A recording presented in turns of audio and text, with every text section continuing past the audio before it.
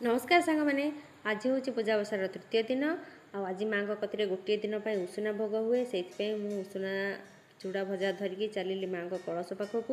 सेठी आमर सान शाशु बड़ शाशु समस्ते माँ मैंने थे सहित पूजा करदेली आमर भी ये नियम अच्छे जे गौड़र जिते पर्व हुए से जहाँ घरे तैयारी करती से आणिकी दे जाती मु तो एकुटिया लोक मुझे कथा तैयारी करें से आम बाबू को कही से किणिकी नहीं आसते मु बंटाकुंटा सारी पर आज मो मामूर श्राद्ध था से मो भाउज मो नानी समस्ते मिसिक आम मामू घर को खावाई जाइलु